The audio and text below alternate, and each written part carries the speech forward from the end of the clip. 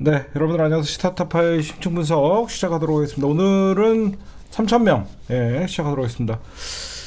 이재명 대표가 이제 국힘당에서 신혼부부 3억 증여세 면제를 해준다니까 비판을 했었죠. 초부자 감세라고 했더니 박대출이가 그게 무슨 초부자 감세냐라고 하면서 받아쳤는데, 이거는 계속 민주당에서 떠들으면 좋아요. 왜 그러냐면 우리나라에서 부모에게 3억 정도의 결혼 자금을 지원받는 사람보다 못 받는 사람이 훨씬 많죠. 거의 90%는 못 받는다고 봐야 되죠. 그래서 이거는 민주당이 계속 떠들어줘야지. 왜 유리하냐면 청년들이 허탈감이 있어요. 이거는 청년들의 허탈감이 있는 문제이기 때문에, 그래서 이거는 청년들이 볼 때 이건 공정하지 않다, 그렇게 생각할 수 있기 때문에, 민주당이 내년 총선을 앞두고 청년표도 중요하기 때문에 내년 총선을 아마 20, 30대에서 제가 볼 때는 승부가 날 거라고 봐요. 그래서 이거는 계속 민주당이 이 정부는 초부자 감세 정부다, 이렇게 계속 떠들어주는 것도 굉장히 중요합니다. 이것도 프레임 싸움에서 굉장히 유리한 거예요. 민주당의 김남국 의원이 TV조선 형사고소하고 손해배상 청구도 할 것이다. 윤리자문이 이미 짜 맞춰놓은 듯 정치적 결정한 거. 이거는 사실상 김남국 의원의 의원 제명 문제예요. 의원 제명 문제인데, 이거는 민주당에서도 지금 참 미친 것 같아요. 김남국 의원 제명한 목소리가 높아요. 자기 당 의원을 어떤 제명하는 거는 어떻게든지 막아야 될 지금 민주당 분위기인데, 민주당이 김남국 의원을 희생양으로 삼으려고 그래요.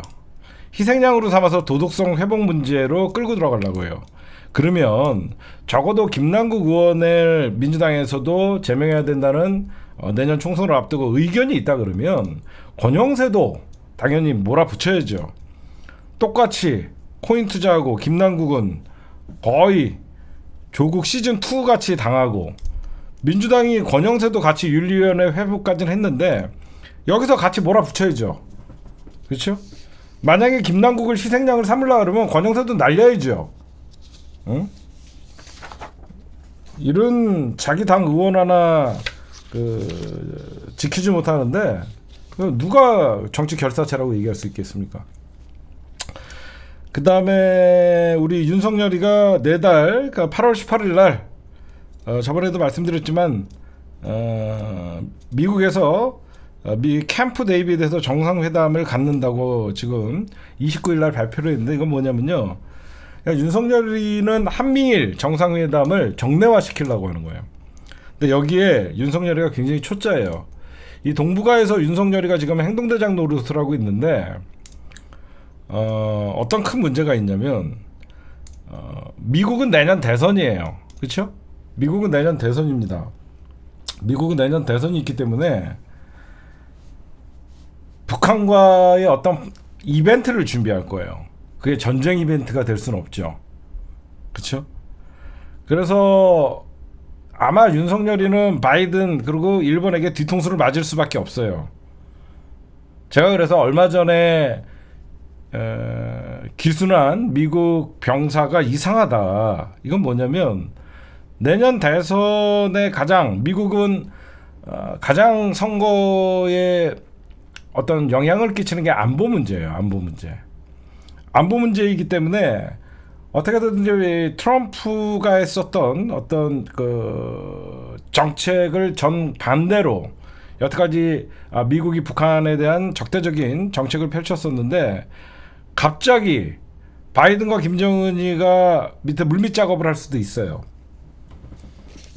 이거는 혼자 한미일 정상회담을 정례화시키려고 하는 윤석열이지만, 그 물밑에서는 미국은 딴 생각을 하고 있거든요. 미국은 내년 대선인데, 대선에 조금이라도 도움이 된다면 미국이 뭘 안 하겠습니까? 그렇죠? 그 다음에 10월에 중요한 선거가 하나 있습니다. 이게 강서구청장 보궐선거인데, 이거 여러분들 우리 으쌰 해갖고 이거 굉장히 잘 치러야 됩니다. 김태호 여러분들 알다시피 김태우 전 구청장이 청와대 특별감찰관 시절 공무상 비밀 누선으로 유죄 혐의를 받아갖고 날아간 자리예요. 강서구는 전통적으로 민주당 강세 지역입니다. 근데 어떻게 보면 내년 총선 전에 수도권의 민심을 가늠할 수 있는 지렛대가 될 수 있어요. 그렇잖아요. 그래서 국민의힘 입장에서는 후보를 낼까 말까 고민을 할 겁니다. 후보를 냈다가 만약에 대패를 하게 되면 내년 총선이 심판론, 윤석열 정부 심판의 성격의 어떤 선거가 될 수 있기 때문에 굉장히 고민을 할 거예요. 근데 민주당도 여기서 이제 좀 고민이 생겨요. 어떤 고민이 생기냐면, 민주당은 아무래도 유리한 선거 맞습니다. 국민의힘이 지금 서울이 보수화돼 가고 있어요, 여러분들. 서울이 왜 보수화되는지는 저번에 설명해 드렸죠. 그렇죠? 서울의 집값이 엄청나게 뛰다가 보니까 젊은 부부들이 전부 경기도로 빠졌어요. 그래서 아예 강남은 대구보다 더한 국민의힘 지지세가 지금 올라가고 있고, 왜 그러냐면 젊은 신혼부부들이 20억 30억 아파트를 어떻게 삽니까? 그러니까 아예 강남은 들어갈 수도 없고, 서울도 집값이 천정부시로 뛰다 보니까 전부 대부분 젊은 부부들이나 좀 40대 그런 사람들은 전부 서울 외곽으로 빠졌어요. 그래서 서울이 보수화돼가는 현상이 벌어지는 거예요. 갑자기 서울 시민들이 윤석열을 사랑해서 서울이 보수화가 된 게 아니라 젊은 층들이 빠져나가서 그래요. 집값 때문에 그런 거죠. 그래서 지금 여기저기서 집값의 하락세가 뚜렷한데도 불구하고 조중동이나 이런 데서는 반등이다, 뭐 바닥 찍었다, 이런 소리를 자꾸 하는 겁니다. 그렇죠? 근데 여러분들이 보시면 민주당이 이제 후보만 한 15명 강서구청장에 뭐 도전을 한다고 하는데, 여기서 이제 잘못하다가 죽 서서 개 주는 일이 벌어질 수가 있어요. 그게 뭐냐면 지금 정의당을 포함해서 제3지대의 야권 연합이 있어요. 이게 과연 민주당과 야당 단일화를 할 수 있을 것이냐. 내년 총선을 앞두고 정의당, 녹색당, 민중당 이런 진보정당들이 제3지대를 연합론을 펼칠 텐데, 과연 민주당과의 연합론 제3지대의 진보정당이 대결 구도로 갈 것이냐, 아니면 민주당과의 어떤 연대를 통해서 단일 후보를 선발할 것이냐. 그거가 굉장히 이제 민주당 입장에서는 유리한 선거지만 셈법이 복잡해지는 거예요. 그거를 좀 예의주시해야 됩니다. 그 다음에 지금 돌아가는 거 보면 김건희 고속도로가 만약에 여러분들 김건희가 윤석열의 그냥 자연인 어떤 부인의 김건희라 그러면 대통령실, 행정부, 국회 얘네들이 총동원해 갖고 김건희 로드를 막지는 않을 거라고 생각해요. 그렇죠?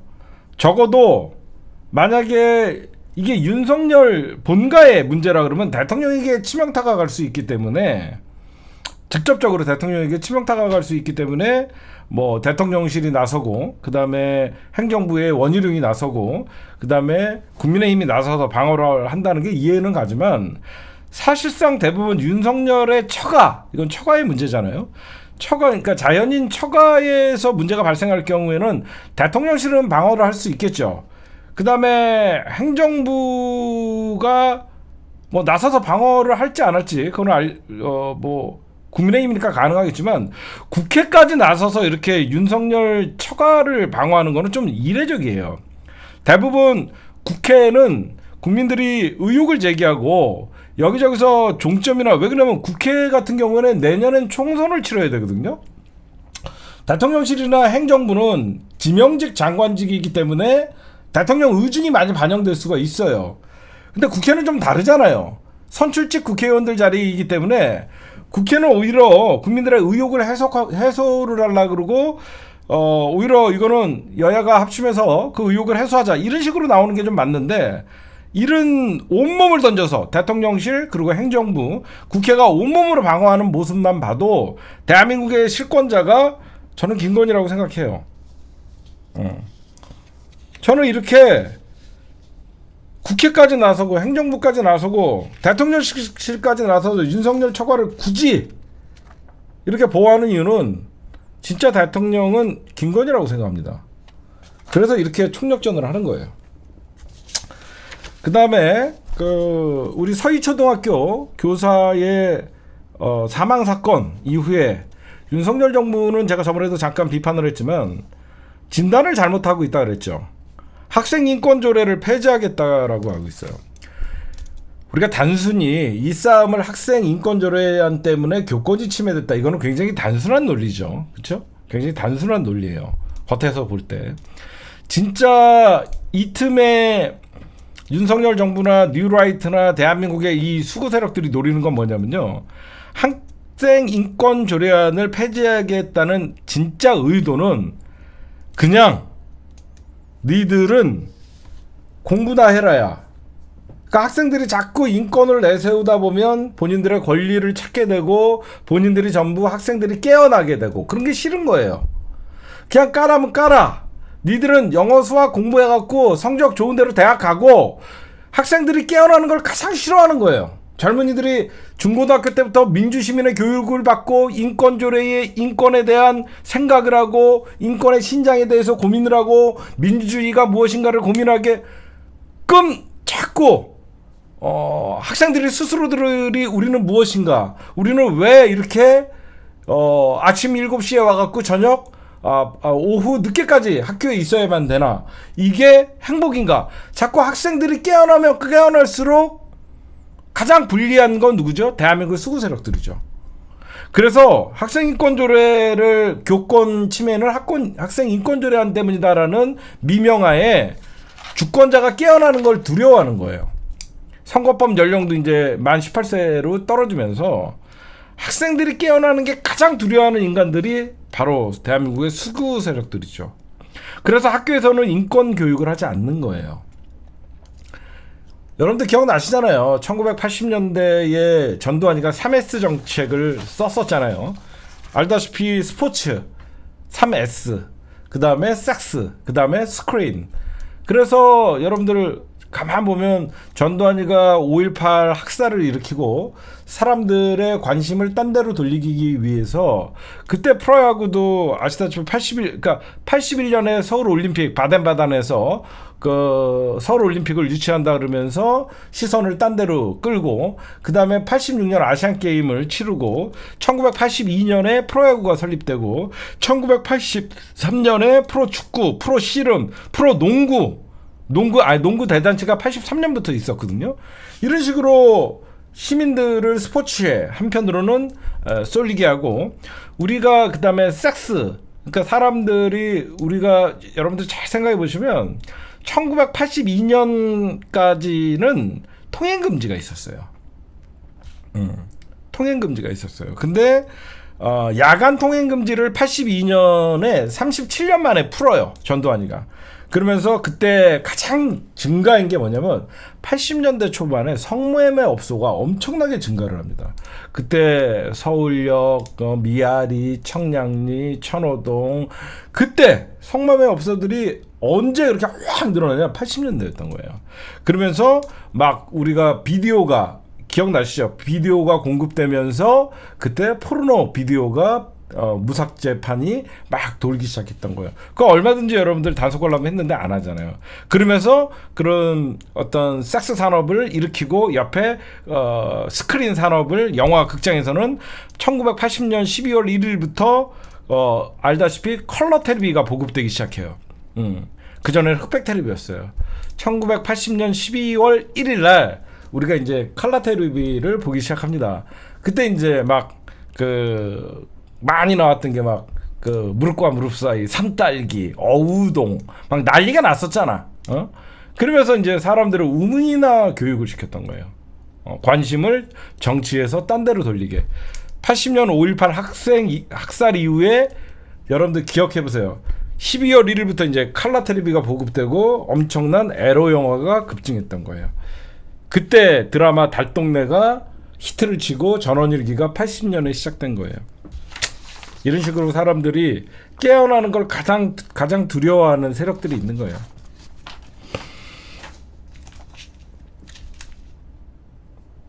네, 오늘 주요 단신이었습니다. 이재명 당대표가 이낙연과 회동 이후에 장성철이라는 보수 농객에 의해서 이재명 10월 사태 후에 김두관 의원을 민다더라. 이게 사실 핵심이에요. 그렇죠? 그러면서 이재명 10월 사태설이 갑자기 확 퍼집니다. 주말에. 그러면서 10월에 이재명 당대표가 퇴진한다. 그러면서 이 장 소장이 떠들었어요. 근데 이거는 제가 오늘 확실히 취재를 했습니다. 이거는 그냥 찌라시예요. 근데 이거를 그냥 찌라시로 그냥 전 보지 않아요. 그러면서 잘 생각해 보세요.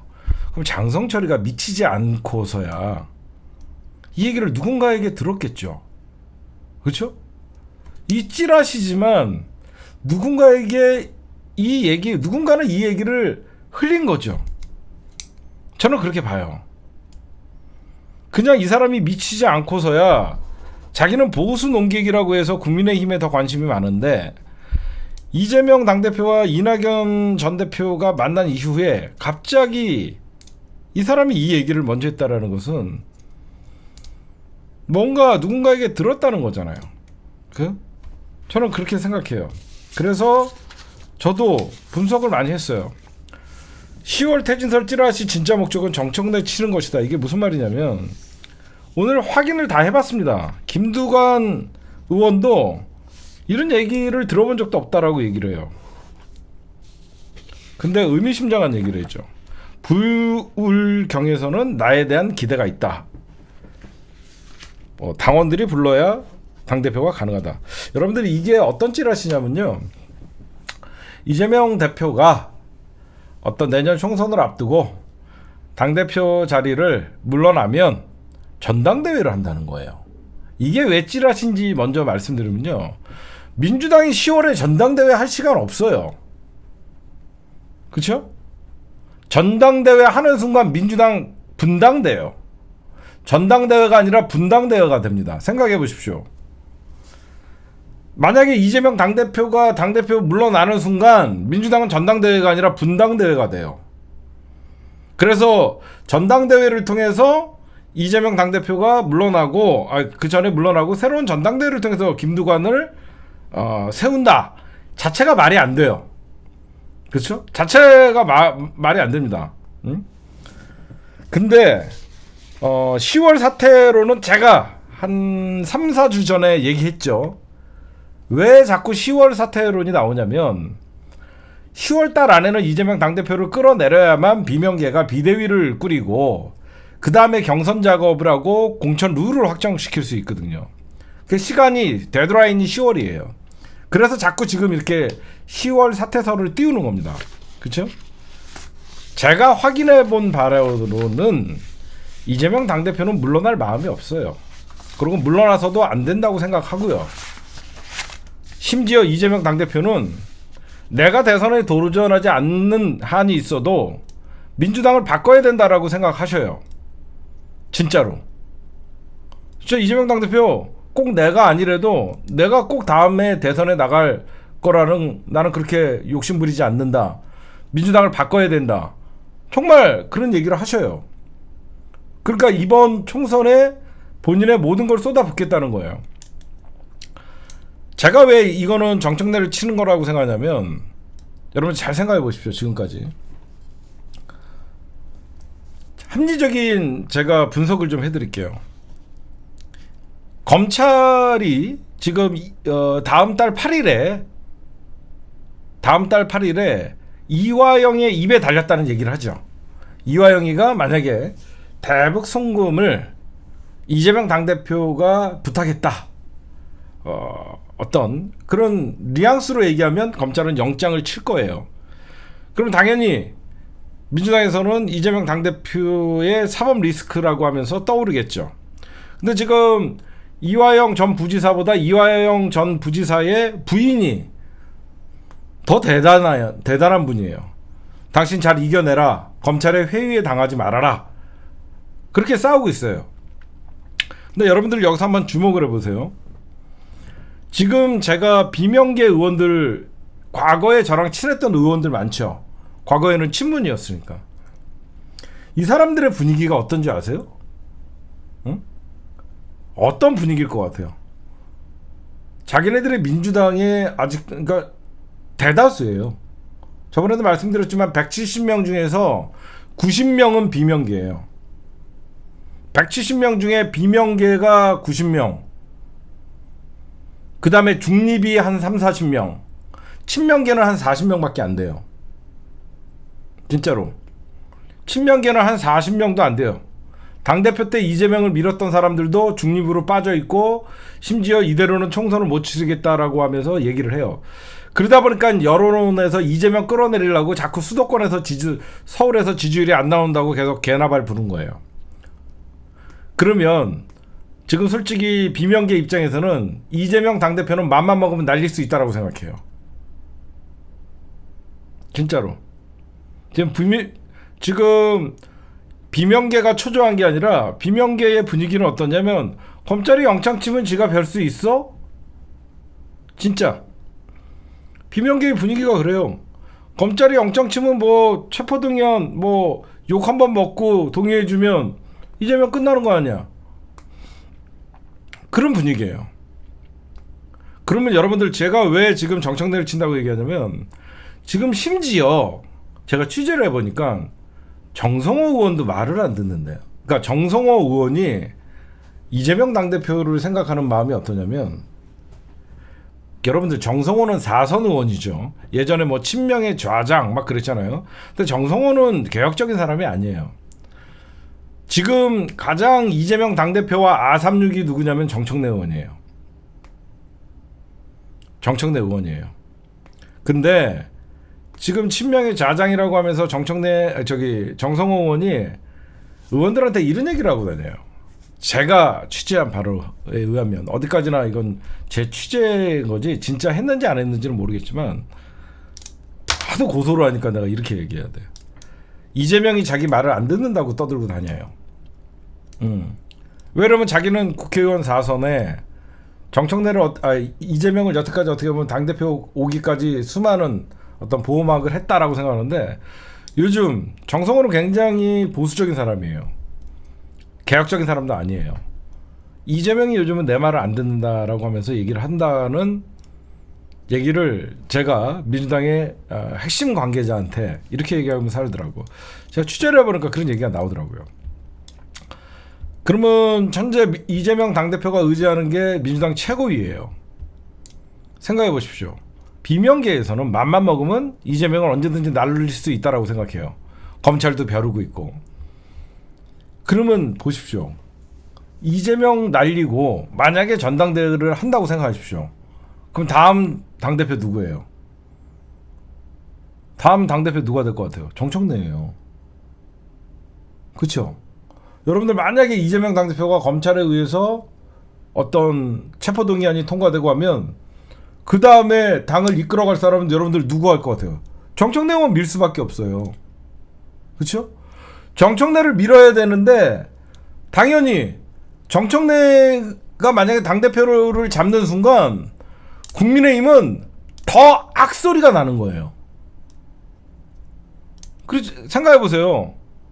이재명 당대표가 잠깐 뒤에 빠져있고 정청래가 앞에 나서는 순간 쟤네들이 볼 때는 더 골치 아파지거든요. 응? 그래서 지금 여러분들 대의원제 폐지를 안 해주는 거예요. 왜 민주당의 비명계가 대의원제 폐지를 안 해주냐면, 대의원제 폐지를 하면 정청래가 당대표 당권 잡기 가장 좋은 구도라고, 정청래가 당대표 되려고 대의원제 폐지를 요구한다, 그렇게 프레임을 씌우는 거예요. 무슨 말씀인지 아시겠죠? 정청래는 힘이 없으니까 대의원제를 폐지를 하게 되면 당연히 권리당원의 어떤 그 힘이 더 세지니까, 그래서 지금 민주당에서 대의원제 폐지하면 비명계에서는 학을 띄는 거예요. 응? 거기에다 여러분들 이제 왜 김두관이라는 사람의 말이 나왔나 가만 생각해 보십시오. 김두관 의원은 사실 저는 김두관을 잘 믿지 않아요. 김두관을 잘 믿지는 않아요. 근데 김두관은 지난 대선에서 이재명 당대표에게 힘을 실어준 거 맞죠? 그쵸? 이재명 당대표에게 힘을 실어준 거 맞잖아요. 그래서 이번에 왜 갑자기 K 의원이 등장하냐? 만약에 전당대회를 해서 김두관 후보가 만약에 이재명 당대표가 거리가 되고 김두관이를 띄우면 김두관이는 온건파거든 사실. 그러니까 정청래를 제거할 수 있거든요. 마치 이재명의 뜻이다. 이재명의 뜻이기 때문에 김두관이를 밀어야 된다. 이런 게 성립되는 거예요. 그렇죠? 근데 우리가 중요한 거는 이재명 당대표를 퇴진을 막아야 되는 거예요. 그럼 쟤네들이 자꾸 저 찌라시를 뿌리는 건 뭐냐? 비명계가 우리는 언제든지 이재명 뒤통수 칠 수 있다라는 뉘앙스를 풍기는 겁니다. 그렇죠? 그래서 제가 여러분들에게 말씀드리는 게 조정식 사무총장의 자리가 중요한 거예요. 조정식 사무총장이 만약에 검찰이 이재명 당대표를 영장을 치더라도 그렇잖아요?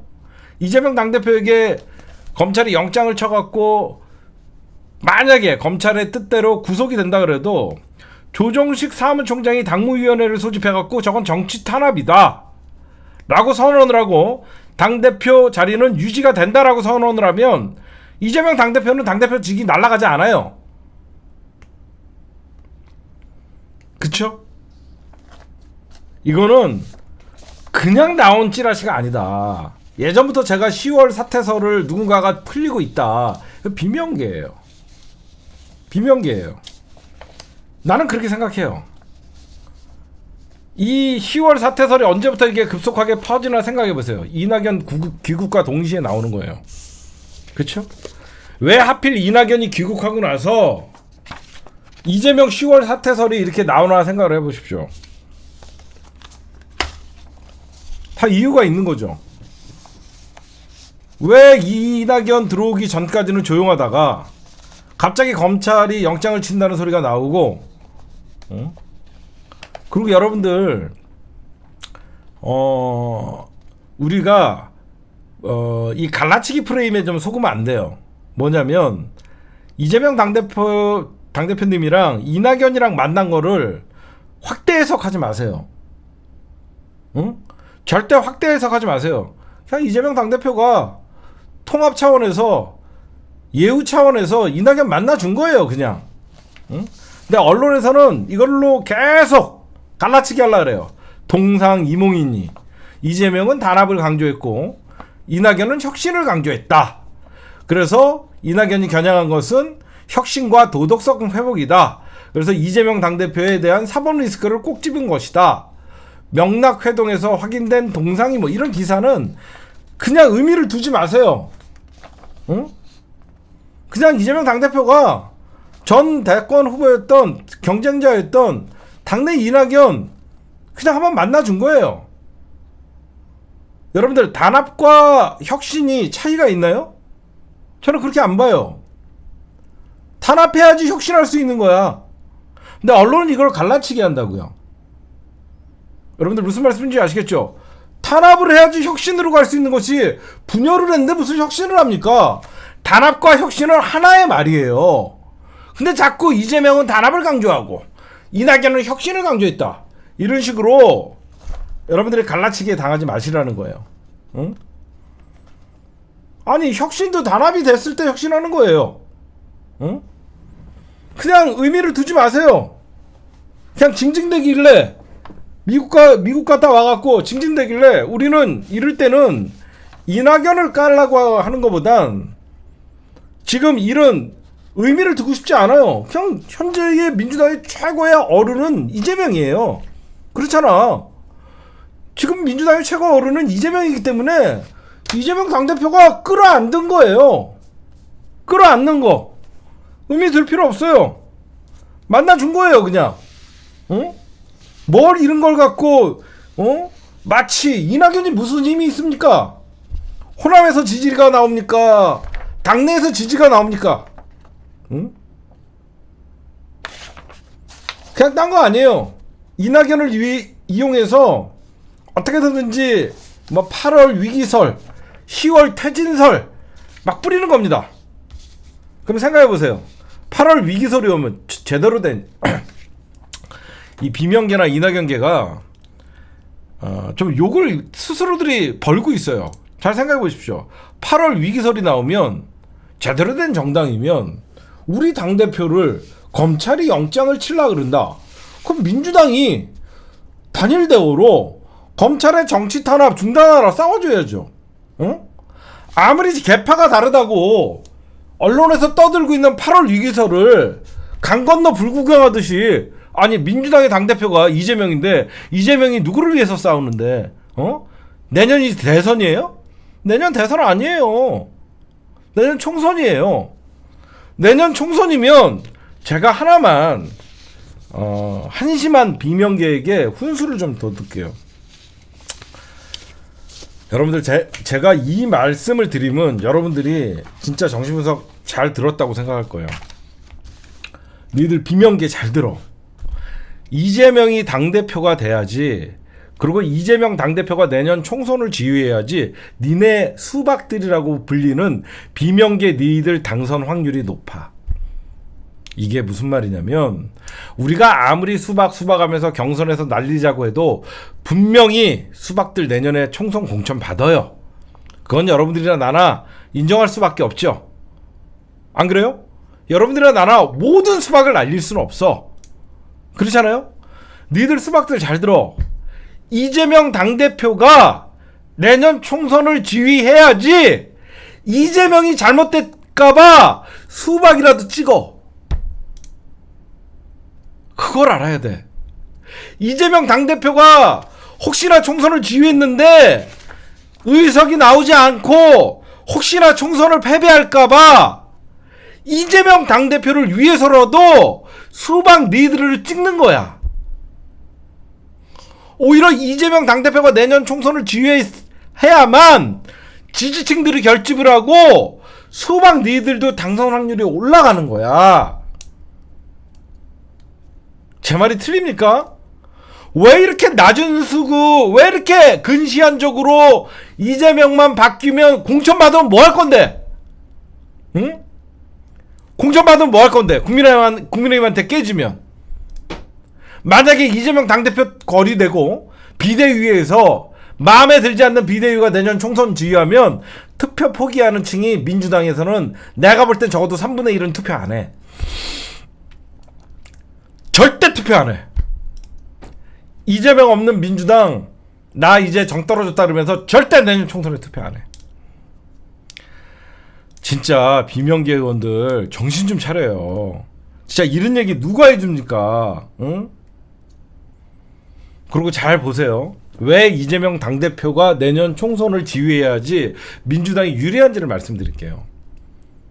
누가 봐도 여러분들 내년 총선은 민주당이 좋은 구도예요. 왜 좋은 구도냐? 민주당은 이재명이라는 대권 후보가 총선을 지휘해요. 그럼 어떻죠? 무게감이 있는 거예요. 그리고 주목도가 있는 거예요. 지지층들이 이재명 지킨다 그러면서 적어도 지지층들 결집 효과가 더 많아요. 근데 내년 총선을 누가 지휘하죠? 저쪽은 누가 지휘하죠? 김기현이가 지휘해요. 김기현이가 지휘합니다. 근데 김기현이는 이재명과 체급이 맞지 않아요. 그쵸? 이재명 당대표와 김기현이는 체급이 맞지가 않아요. 그러면 총선의 주목도는 민주당이 더 받는 거예요. 잘 생각해 보십시오. 이재명 대 김기현 당대표끼리 총선을 지휘합니다. 주목은 이재명이 받는 거예요. 김기현은 관리형 총선이에요. 김기현은 관리형 대표예요. 그래서 저쪽에서 왜 자꾸 김기현, 저쪽에도 여러분들 지금 어떤 소리가 나오냐면 김기현이로는 총선 못 치른다는 소리가 나와요. 김기현이로는 총선을 못 치른다는 소리가 왜 나오냐면 김기현이는 카리스마도 없고 인지도가 없다. 그러다 보니까 왜 윤석열이는 이미 대통령이 돼버렸기 때문에 이미 윤석열이 대통령이 돼버렸기 때문에 총선에 개입할 수가 없죠. 그렇죠? 윤석열은 총선에 개입할 수 없어요. 그러면 당연히 내년은 어떤 싸움이에요? 총선은 프레임 싸움이에요. 지금 조중동과 이동관 조금 이따 얘기할 거지만 이동관이 왜 등장하냐? 방송 장악, 이미 조중동은 장악을 했죠. 종편의 힘이 세졌잖아요.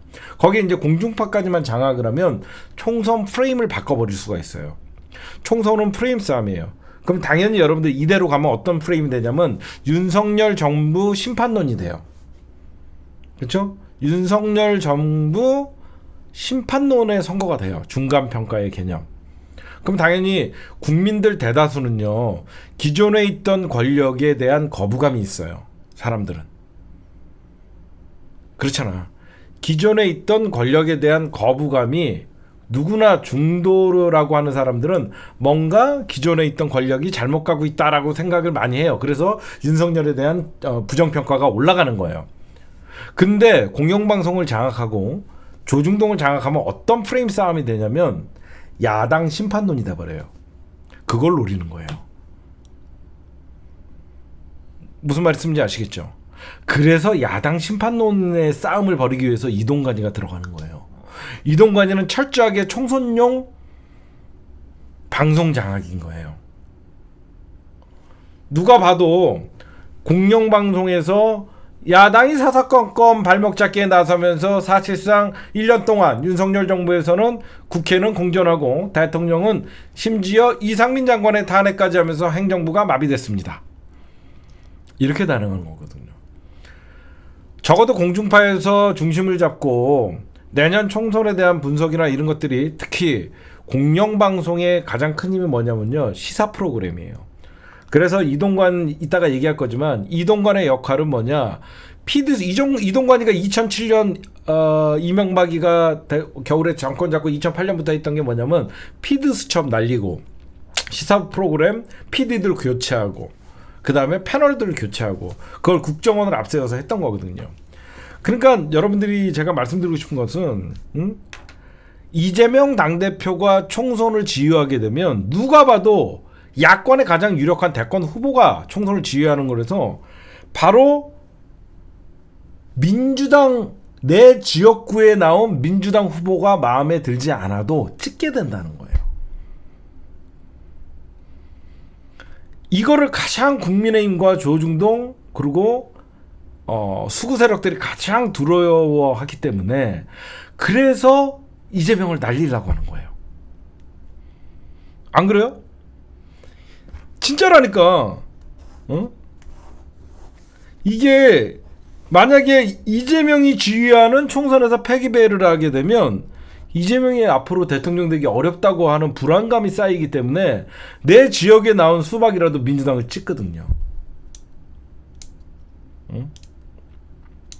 그래서 결국은 내가 아까 수박들라고 하는 비명계 의원들에게 절대 니들은 당선되기 위해서라도 이재명을 날리면 안 된다. 어떻게 해서든지 이재명 당대표가 총선을 지휘해야만 대권 후보고 야당의 가장 유력한 대권 후보고 0.73이라는 국민적 1600만 표라는 어마어마한 표를 얻었던 사실 미래 권력이잖아. 이재명은 미래 권력이 지휘하는 총선과 비대위 어설픈 무슨 교수니 뭐 안 된다고 봐요, 뭐 제가 또 왔다고 봐요, 이런 애들이랑 지휘하는 거랑은 이 지지층의 결집력에 있어서 엄청난 차이가 있다라는 거예요. 그래서 제가 보면 이제 그러면 오히려 우리가 국민의힘을 어떤 식으로 공격을 하면 되냐면 국민의힘이 여러분들 딜레마에 있는 거예요. 지금이야 우리가 민주당의 문제가 굉장히 커 보이지만 국민의힘도 여러분들 여의도 정치연구소나 여러 가지 내년 총선을 분석하는 사람들 분명히 똑바로 보고 있어요. 뭐냐, 김기현으로 안 된다는 소리가 있기 때문에 자꾸 한동훈 차출설이 나왔던 거예요. 무슨 말씀인지 아시겠죠? 한동훈 차출설이 왜 끊임없이 나오냐면 적어도 한동훈이는 여권 대권 후보의 순위에 들어가는 사람이에요. 그렇죠? 우리가 그렇게 미워하고 그러지만 국민의힘 지지자들 중에서는 한동훈이가 대통령 후보에 1, 2등을 달리고 있는 사람이란 말이야. 그래서 자꾸 내년 총선을 이재명 대 한동훈 구도로 가면 어떻게든지 이 선거판을 무게감 있게 하려고 하는 거예요. 근데 왜 그럼에도 불구하고 한동훈이가 차출을 안 되고, 지금 솔직하게 말씀드리면 제가 취재한 바에 의하면 한동훈은 국무총리로 갈 가능성이 많아요. 한동훈이는 국무총리를 내년 총선에 출마 안 하고 국무총리로 갈 가능성이 되게 많습니다. 본인이. 그래서 집권 하반기를 또 2년차 내년 총선 패배 이후에 느슨해지는 행정부나 느슨해지는 검찰을 지휘하기 위해서 한동훈이 총리설이 돌아요. 그럼 여러분들이 보시면 국민의힘이나 예전부터 전통적인 게 있어요. 박정희, 전두환 절대 2인자를 키우지 않죠. 그렇죠? 2인자를 키우지 않는다는 소리가 있어요. 그러면 국민의힘의 딜레마는 거기에 있는 거죠. 만약에 차기 대권 주자인 예를 들어서 홍준표나 한동훈이를 이번 비대위원장 선거대책본부장이나 어떻게 보면 이재명 당대표와 급을 맞춰서 앉히게 되면 자연스럽게 어떻게 되냐면 윤석열이 레임덕이 조기에 와요. 그걸 가장 두려워하는 거예요. 왜 김기현이 같은 바지 사장을 앉혀놨냐면 윤석열이나 김건희나 총선을 지휘할 거예요, 분명히. 그런 애들이 생각하는 건 뭐냐면 어차피 관리형 김기현이 바지 사장 하나 앉혀놓고 어차피 보이지 않게 청와대에서 알아서 무언의 총선 지휘를 한다는 거죠. 검찰을 통해서. 한동훈이도 있고. 근데 이제 거기가 딜레마지. 김기현이를 바지를 세운다 그래도 총선에 김기현이가 총선 패배해갖고 리스크가 있어요? 없잖아. 사람들이 생각할 때 이재명 대 김기현 이번 총선 승자는 땅 했을 때 이재명은 지면 대권이 날아간다라는 절박함이 있어. 근데 김기현은 총선에 지면 뭐야? 그냥 보따리 싸면 돼. 너무 단순하죠? 김기현 대 이재명 총선 지휘 누가 이길 것인가 딱 붙였어. 근데 국민의힘 지지자들이 큰일 났다. 이번 총선 지휘 김기현이가 잘못하면 김기현이 날라가. 이런 거 전혀 없다는 거야. 오히려 김기현이보다는 센 당대표를 원한다. 이런 소리가 있는 거죠. 그쵸? 그럼 여러분들 보시면 봐요. 저는 민주당이 적어도 이번에 김기현이 당선된 거에 대해서는 민주당이 사실 속으로는 박수를 쳐줘야 되는 거야. 왜 여러분들 최근에 원희룡이 나서고 한동훈이 나서서 대정부 질문이나 국회에서 싸움을 벌이냐? 국민의힘이 못 싸우니까 붙는 거야. 그쵸? 만약에 그래서 예전에 장제원이를 당대표를 시키려고 그런 거야. 장제원이 같은 애들이 국민의힘 당대표가 돼갖고 나를 따라라 팔로우 미 해갖고 삽자루 들고 막 앞에서 막 싸움질 칼자루 들고 앞에서 막 싸우면 민주당은 당대표랑 싸워야 되는 거야. 국민의힘 당대표랑 싸워야 되는데 김기현이는 조용하잖아. 그렇지? 존재감이 없잖아. 실질적으로 관리형 당대표로는 시켜놨는데 전투력이 없는 거야. 전투력이 없다 보니까 행정부의 수반인 한동훈이나 원희룡이 가서 해갖고 싸우는 거야. 그러니까 국민의힘이나 윤석열 입장에서는 김기현이가 탐탁치가 않아. 앞에서 국민의힘이 의석수 100명을 앞세워갖고 싸워주기를 바라는데 마음대로 안 되는 거지. 당 장악 능력도 떨어지고 밖에서는 홍준표가 내 입은 못 먹지 하면서 그 좌파 새끼들은 그렇게 하면 안 돼요. 하면서 막 밖에서 내부 총질을 존나게 기관다총을. 그랬더니 당원권 정지는 당원권은 정지됐어도 내 입은 정지가 안 된다. 근데 홍준표를 김기현이가 제압할 수 있는 능력이 되나? 안 되거든. 여러분들이 보셔도 지금 민주당이 큰 문제 있는 것 같지만 진짜 큰 문제는 국민의힘이야. 왜? 전투력도 없어. 전투력이 없다 보니까 행자부 장관이 나서갖고 막 말도 안 되게 고속도로 막 막아주고 있고 한동훈이가 나와갖고 괜히 국회에서 난장판 만들어주고 이만큼 국민의힘이 전투력이 없다라는 거예요. 여러분들 봐도 그렇잖아. 지금 이재명 당대표는 앞에서 총알을 맞지만 민주당 지도부나 이재명 당대표가 던지는 메시지가 바로 국힘당과 싸움이 되고 윤석열과 싸움이 되거든요. 왜? 그게 바로 당대표 이재명의 무게감이에요. 단순한 이재명의 무게감이 아닌 이재명은 단순한 민주당의 당대표가 아니라 미래 권력이라는 이미지가 있잖아. 그래갖고 저쪽에서 계속 이재명 검찰이 영장을 친다 그러면 미래 권력에 대한 탄압이 되는 거거든요. 그렇죠? 여러분들 보시면요, 솔직히 제가 정치 분석가로 제가 보면 국힘당도 김기현 체제로 내년 총선 치를 가능성은 희박하다고 봐요. 제가 보면 국힘당도 이제 왜 그러냐면 검사들 공천을 하기 위해서 관리형 바지 김기현을 해놨는데 이제 총선 공천 시간이 다가오면 자기 지역구에 검사가 떨어지는 순간 김기현이는 나머지 그 지역구를 검사들에게 내줘야 되는 처지에 놓인 당협위원장들을 제압할 수 있는 능력이 안 돼요. 그래서 저쪽에서는 아마 지역별, 권역별, 그쵸? 권역별 선대본부장을 뽑을 겁니다. 제가 볼 때는 서울에서는 나국상이가 다시 등장한다든가, 부산에서는 그러니까 부울경에는 어떤 사람이 선대본부장을 맡고, 수도권에서는 어떤 사람들이 선대본부장을 맡고, 이런 식으로 저는 그럴 가능성이 되게 많아요. 그렇잖아요. 김기현이한테 모든 총선 지휘권을 주지 않을 거예요. 그래서 쟤네들은 선대본부장을 지역별, 권역별로 나눠서 치룰 가능성이 많습니다. 맞춤형. 서울에서는 좀 인기 있고 네임밸류 있는. 그래서 한동훈 차출설이 끊임없이 나오는 거예요. 권역별 선대본부장. 그런 얘기가 나오고 있어요. 그래서 지금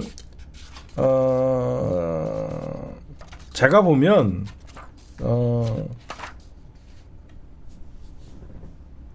진짜 이게 맞는 말이에요. 민주당 혁신이 이제 민주당 혁신, 왜 그러고 이재명 당대표를 민주당 비명계가 이렇게 흔들고 민주당 왜 혁신이 힘들었는지 좀 말씀드릴게요. 국민의힘은 막 느닷없이 이준석이가 확 날아가고, 홍준표도 꼼짝 못하고 당원권 정지당하고, 태영호도 갑자기 당원권 정지당하고, 김재원이도 날아가고, 일사천리하게 정리가 되는 분위기죠. 반윤 세력들에 대한 일사천리하게 정리가 돼요. 근데 민주당은 왜 그게 개혁도 안 돼, 왜 혁신도 어렵고, 왜 이렇게 당내 통합이 어렵냐? 딴 거 아닙니다. 윤석열은 살아있는 권력이에요. 윤석열은 이미 청와대를 점령하고 있기 때문에 국민의힘에서 인적 청산하는 거는, 한마디로 물갈이하는 거는 어렵지가 않아요. 그렇잖아. 이미 정치, 경제, 사회, 문화 모든 권력을 잡고 있고 가장 힘센 윤석열이기 때문에, 검찰도 잡고 있기 때문에 윤석열이가 마음먹은 대로 지금 국힘당 정도는 물갈이나 이런 게 가능한 거예요. 겉에서 볼 때. 그러면 이재명 당대표는 왜 힘드냐? 비록 이재명 당대표께서 지난 대선에서 어마어마한 표를 얻고 떨어졌지만 패자야. 그렇죠? 민주당 당권을 잡고 있지만 직전 대선 주자라고 해도 이재명은 그냥 민주당의 당대표일 뿐이야. 그러다 보니까 이낙연이나 3선, 4선 의원들이 이재명 당대표 말 듣겠냐고. 안 듣지. 응? 내 공천에 유리한 사람한테 줄 서는 게 국회의원들의 생리잖아. 이재명 만약에 대통령이었으면 벌써 이재명 청와대의 지시다 그러면서 여기저기 움직이고 물갈이 다 됐겠지. 왜 힘드냐? 이재명은 당대표일 뿐이야.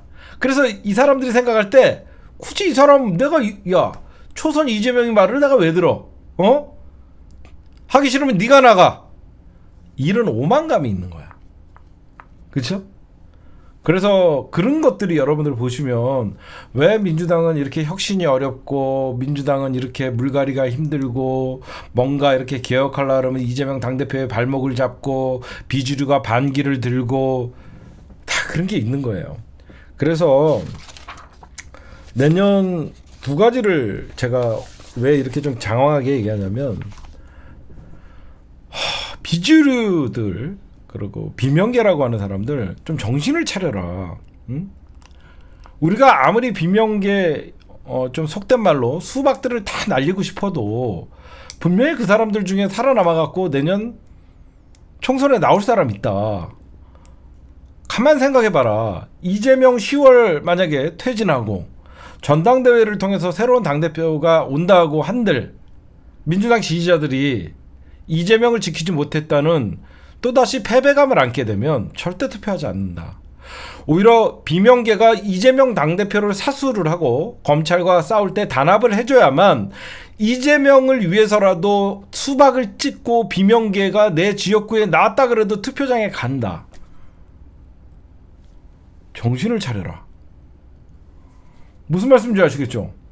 이재명 당대표의 총선 주인은 비명계가 오히려 더 응원을 해야 될 사안이다.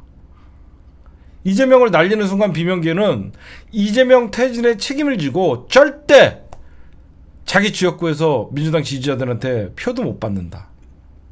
그렇게 좀 아셔야 된다. 저는 그게 핵심이라고 생각해요. 그리고 내년 총선은 프레임 싸움이다. 반드시 윤석열 심판론으로 가야 된다. 여러분들 집권 2년 차 만에 레임덕 오는 대통령 볼 거예요. 내년 총선만 이기면 가장 먼저 배신할 게 국민의힘이에요. 그렇잖아. 권력을 움직이는 거거든요. 응? 내년 총선 딱 깨지자마자 가장 권력 이동이 어떻게 되냐면 국민의힘에서 이제 권력 이동이 되는 거예요. 미래 권력이. 이제 죽은 권력이다. 그 다음에 가장 배신하는 게 검찰입니다. 검찰. 이제 2+에서 이제 글들이 나오기 시작할 거예요. 하여튼 제가 이재명 10월 퇴진설 찌라시 진짜 목적은 정청래를 치는 것이다. 이재명을 날려도 정청래가 올 수밖에 없는 이 구도이기 때문에 어떻게든지 혹시나 비명계나 이재명 당대표를 끌어내리고 싶은 사람들이 김두관을 띄우는 것이다. 이렇게 저는 분석을 합니다. 또 하나 좀 주목해야 될 게 뭐냐면 안철수의 움직임이에요. 지금 안철수 너무 조용하지 않아요? 그렇죠? 안철수가 너무 조용하죠. 안철수는 분명히 내년 총선에서 뭔가를 하려고 나설 거예요. 나름 안철수가 지지율이 그래도 5% 6% 정도 나오면 분명히 중도 확장성이 있는 사람이에요. 안철수가 조용한 이유는 딴 거 아닙니다. 안철수가 지금 나대다가 공천 찍힐까 봐 그래요. 안철수는 지금 국민의힘 입장에서는 험지 출마론이나 안철수 선대본부장론이 이렇게 나와요. 왜 안철수가 지금 나대갖고 윤석열과 대립각을 초반에는 인수위원장 시절이나 그때까지만 해도 윤석열 정부의 성공을 위해서 뛴다고 하다가 나중에 안철수가 사실상 윤핵관, 비핵관, 사실 비핵관으로 안철수는 분리가 됐죠. 왜 안철수가 지금 침묵하고 있냐? 선거철이 되면 늘 몸값 올라가는 애들이 있어요. 당선은 안 되지만 떨어뜨릴 수 있는 힘을 가진 사람들이 선거 때는 가장 몸값이 올라가는 사람이에요. 그게 바로 안철수예요. 그래서 안철수는 지금 가장 이미지 탈출을 하기 위해서 뭘 하고 있냐면 윤석열 정부 출범 이후에 안철수는 사실상 비핵관, 윤핵관에 속하지 않으면서 반윤 계열의 사실상 스탠스를 취했거든요. 그래서 실질적으로 안철수가 내년 총선에서 중요한, 안철수도 대권이 꿈이잖아요. 그렇게 하려면 어떻게든지 자기가 비대위원장이나 공천심사위원장, 선거대책본부장이나 이런 걸 맡고 싶어 하는 거예요. 그래서 자기 사람을 심고 싶어 하겠죠. 그래서 안철수가 지금 조용하는 거예요. 안철수는 언제 등장하냐? 10월 이후에 떠들 거예요. 지금은 괜히 여기저기서 시끄럽고 싸우는 안철수는 나오지 않아요. 달립니다. 존나게 달립니다. 저는 또 좀 있으면 마라톤 시작할 거예요. 더위 좀 가면. 그럼 갑자기 저 새끼 또 왜 달리지? 그러면 그냥 막 무작정 달립니다. 막 달리다 보면 안철수가 갑자기 존재감을 또 드러내기 위해서 한 10월 달에 뭔가 이제 내년 총선은 이재명 뭐 한다 그러면서 나올 거예요. 그러니까 왜 안철수의 존재감을 지금 여러분들이 못 보냐?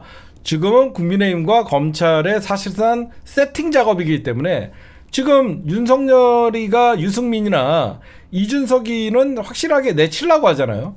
윤석열이나 검사 정부가 지금 하고 싶은 게 뭐냐면 이준석 그다음에 누구죠? 유승민은 치고 싶거든. 플러스 김종인.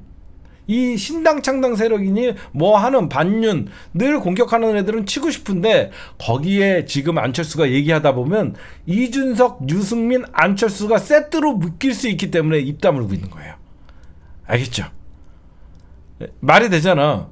지금 유승민이나 이준석이랑 계속 윤석열이 비판하고 있고 이런데 여기서 안철수가 윤석열을 비판하는 소리에 있다가는 이준석, 유승민, 안철수 도매급으로 묶이거든요. 응? 그래서 그런 거예요. 그리고 저 얘기를 할게요. 저는 유승민이나 이준석이가 저는 신당 창당 한다고 봐요. 왜 저는 국민의힘이 내년 총선에 쟤네들도 머리가 아플 거냐면 유승민, 이준석이 신당 창당을 할 수밖에 없어요. 잘 생각해 보시면 유승민이가 어떤 중도 따뜻한 보수라고 하면서 사실상 사기 보수죠. 보수는 따뜻하지 않아요. 대한민국의 보수는 잔인해요. 제가 보는. 왜 저는 유승민, 이준석 거기 플러스 김종인이 됐든 누군가가 저는 신당 창당을 한다고 생각하냐면 인지도에서 유승민은 분명히 있죠.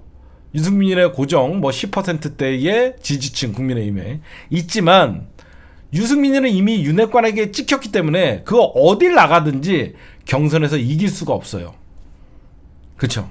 유승민이는 그 어디를 나가든지 국민의힘 경선에서 유승민은 윤핵관에게 찍혔기 때문에 국민의힘 경선을 이길 수가 없어요. 지금 이 선거판이. 그래서 유승민이나 이준석도 마찬가지고. 그래서 그 어떤 지역구를 선택할 수 있는 운신의 폭이 없어요. 그래서 저는 유승민, 이준석이는 신당 창당을 한다고 봐요. 그렇잖아요. 유승민이가 인지도는 훨씬 높죠. 그런데 현재의 상태로 가면 유승민이는 국힘당의 경선에서 이길 수 있는 처지가 아니에요.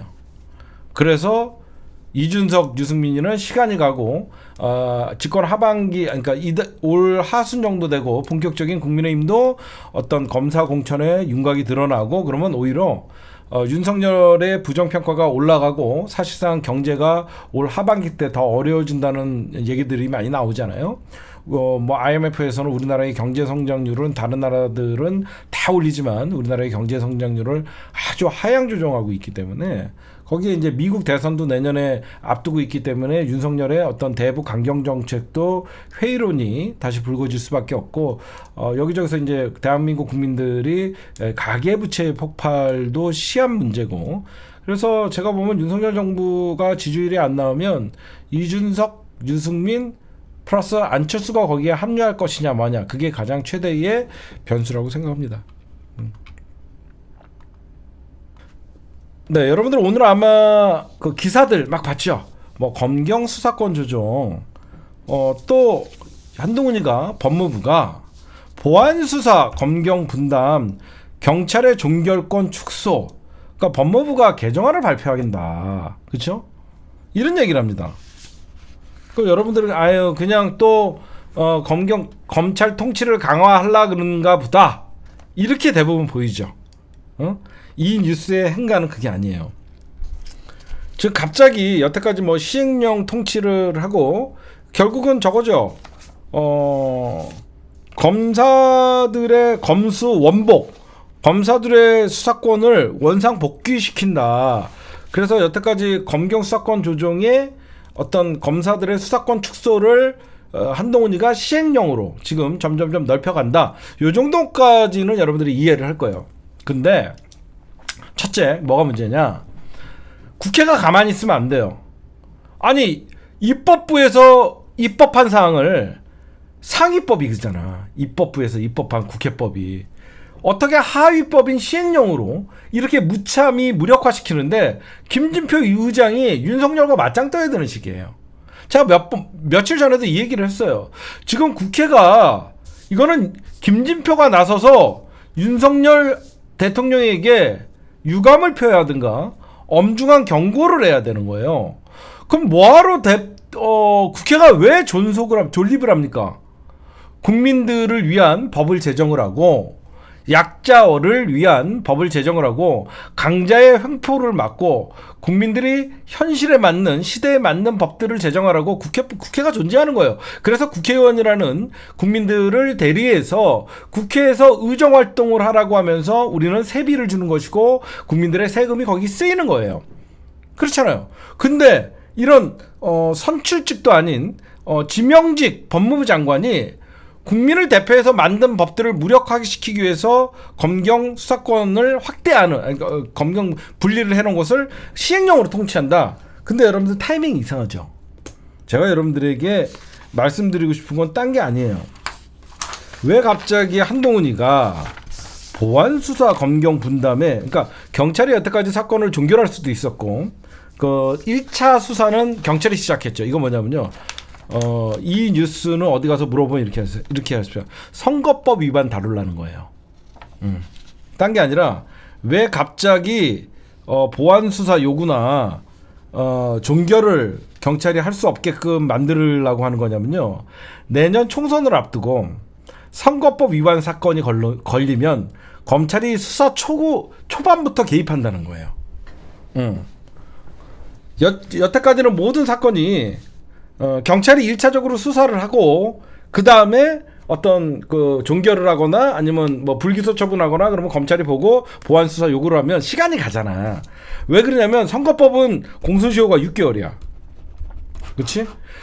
선거법은 공소시효가 6개월밖에 안 되기 때문에 가장 시간이 없는 사건이잖아요. 그래서 경찰에게 고발당하거나 그러면 선거법에 관해서는 검찰이 초기부터 지네가 가져가서 수사한다는 뜻이에요. 그걸 봐야 되는 거예요. 이 법무부의 검찰 수사권 강화라고 생각하지 말고 시행령 통치는 이미 시작됐고 갑자기 8월 1일부터 9월 11일까지 개정안을 낸다는 것은 내년 총선을 앞두고 보안수사 전담 원칙을 폐지한다는 거예요. 그래서 검사가 보안수사 요구를 하지 않고 직접 그 사건을 갖고 가서 할 수 있게끔 만드는 거죠. 이거는 선거법을 직접 수사한다는 뜻입니다. 내년 총선을 앞두고 선거사범들은 자기네들이 때려잡겠다는 거예요. 그 뜻이에요.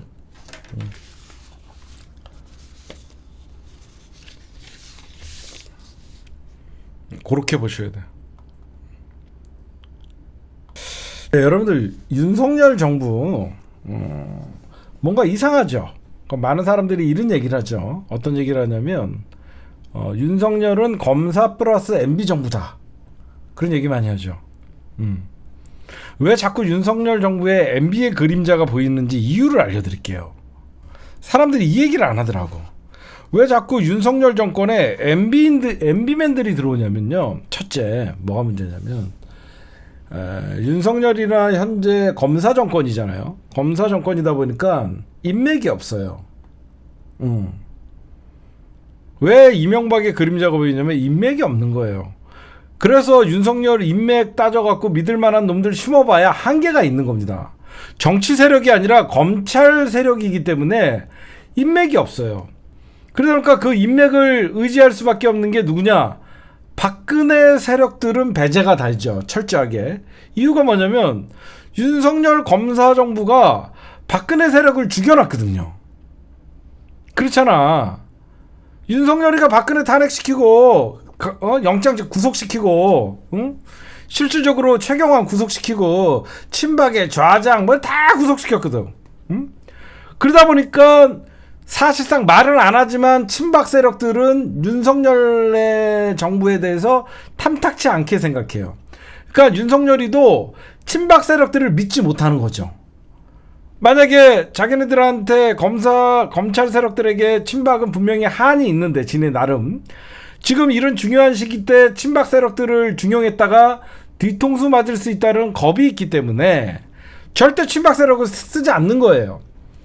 그래서 유일하게 MB 때 승승장구했던 검사 세력들과 MB들이 지금 그래서 이동관이가 등장하는 것이고 이재호가 등장하시고 왜 그러냐면 정치 세력에 인맥이 없어요. 인맥이 없다 보니까 MB 세력들이 자꾸 이 정부에 중역을 할 수밖에 없는 거야. 윤석열이 뭘 할 줄 알아? 언론 장악? 지네가 뭘 할 줄 알아? 그러니까 언론 장악의 달인 이동관을 쓰는 것이고, 이명박 때 MBC 문화방송을 철저하게 장악했던 김재철이나 김장겸이 이런 애들이 등장하는 거예요 지금. 응? 친박은 못 믿거든. 왜? 자기네들이 원죄가 있거든. 나름 지네가 생각할 땐. 친박은 지네가 쳤잖아. 친박을 쳐서 문재인 정권과 손을 잡았는데 결국은 문재인 정권과도 대립각을 세우고 결국은 지네가 검사들이 정권을 잡았단 말이야. 그러면 어떻게 돼? 문재인 정권도 못 믿고 친박 정권도 못 믿고, 그러면 유일하게 최근까지 남아있는 정권은 MB 정권이잖아. 그래서 자꾸 MB의 그림자가 보이는 겁니다. 그리고 이동관을 방통위원장을 내정한 이유는 딴 거 아닙니다. 저번에도 제가 말씀드렸지만 내년 총선용이에요. 총선 앞두고 민영화예요, 민영화. 그러니까 여러분들이 민영화는 아예 공영방송, 그러니까 KBS를 민영화시키는 거예요. KBS는 공영방송인데 어떻게 민영화시켜요? 그러니까 KBS 1만 나누고 KBS가 1, 2가 있잖아. KBS 1은 공영방송이라서 민영화를 못 시켜요. KBS 2를 민영화시킨다는 거예요. KBS 1은 놔두고 KBS 2를 민영화 전략을 쓰는 거예요. 그래서 벌써 이미 수신료 분리 징수를 해서 KBS를 돈줄을 재기 시작하면 너 KBS 하나 팔아라. 돈도 없는 것들이 무슨 공영방송만 의지하냐. 운영이 안 될 거 아니냐. 그러면 KBS2를 민영화시킨다는 거죠. 그래서 누구보다도 이동관이나 이런 애들이 뭐 학폭 논란이나 여러 가지 문제가 많은데 왜 굳이 그럼에도 불구하고 이동관이 쓰냐? 잘 싸워서 그런 거예요. 이동관이나 김장겸이가 지금 국민의힘 가짜뉴스 뭐 대책위원장인가 하잖아요. 충실하게 잘 싸웠던 이미지가 있어서 그래요. 이동관이는 쟤네들이 어떤 공격을 해도 버틸 수 있는 뻔뻔함이 있는 놈들이에요. MB맨들의 특징이 뻔뻔하거든요. 응? 그래서 지금 벌써 KBS 사장 날리기로 하는 거고, 그래서 방문진에서 벌써 MBC, KBS 사장부터 날리려고 하는 겁니다. 그래서 YTN은 이미 민영화 해놓은 거고. 그러니까 정답은 뭐냐면 이동관이의 등장은 KBS 2를 민영화, 이미 답이 정해져 있는 거예요. 그러다 보니까 국민의힘이 내년 총선을 앞두고 자기네들 배지가 달린 문제니까 이지랄 떠는 거예요. 응? 그러니까 학폭 이런 거는 원래 임명 못해요. 근데 오로지 총선 대비예요. 언론 장악, 검사, 경찰 장악. 그렇게 하는 겁니다. 그래서 지금 민주당이 저런 이동관 같은 애를 무슨 청문회를 하냐. 처음에 보이콧 움직임이 있었는데 바보 같은 짓이죠. 이동관이는 그냥 학폭으로 조지고 어차피 임명을 하겠죠. 윤석열이가. 그래도 이동관이가 과거에 어떤 짓을 했냐, 그리고 학폭 무마를 어떤 식으로 의혹을 했냐, 이거 계속 까면 돼요. 응? 그래서 결국은 이 정부에서 이동관이를 하는 건 언론 장악을 여러분들은 거기까지만 아는데 싸움꾼이에요. 싸움꾼. 홍보수석은 싸움하는 자리예요. 대통령실에서. 그래서 이동관, 김장겸이는 싸움꾼들이라서. 왜 그러냐면 국민의힘이 싸움, 아까도 말씀드렸지만 김기현이가 싸움하는 게 내키지가 않는 것이죠. 응? 과거 이동관이가 어떤 짓거리를 했는데요. 응? 진짜 국정원을 이용해서 블랙리스트를 만들고 진짜 뭐 MBC PD 수첩에 PD를 교체하고 광우병 허위 보도라고 하면서 그냥 방송 장악을 했던 놈이에요. 근데 더욱더 아이러니한 게 뭔지 아세요? 국정원이 개혁됐던 이유가 이런 언론 장악이나 블랙리스트 뭐 이런 것 때문에 국정원 문재인 정부 때 개혁의 대상이었잖아요. 2017년 국정원 불법 사찰 사건을 수사한 게 그 당시에 서울중앙지검인데 그 서울중앙지검 수사팀이 바로 그 당시가 윤석열이었어요. 나쁜 놈이죠. 지가 국정원 불법 사찰 이런 것들을 그 당시에 윤석열이가 중앙지검장 하면서 지가 수사했던 사건인데, 거기에 이동관이가 2010년에 어떤 짓을 했는지 다 밝혀냈는데 그거를 지가 갖다가 쓰는 겁니다. 아이러니하죠. 국정원이 그 당시에 언론 장악을 위해서 이명박 정부 때 무엇을 했다라고 했는데 그게 윤석열이에요. 하여튼 그걸 아셔야 돼요. 왜 자꾸 윤석열 정부의 MB의 그림자가 보이냐. 인맥이 없고 친박은 믿을 수 없고, 그리고 정치에 경험이 없다 보니까 MB 때 가장 신랄하게 언론을 장악하려고 했던 이동관이었고, 이제는 더 악랄하게 언론을 장악하겠다는 거예요. 그 장악이 뭐냐, 이제는 언론의 어떤 PD나 이런 사람들의 교체가 아닌 아예 민영화 시켜버리겠다는 거예요. 그렇죠? 아예 민영화. 그 누구도 손대지 못하게. 그냥 KBS2를 그냥 돈 있는 재벌들에게 팔아버리겠다는 거예요. 그럼 언론 장악을 넘어서 언론을 소유하게 되는 거니까. 그 작전을 펼치는 겁니다.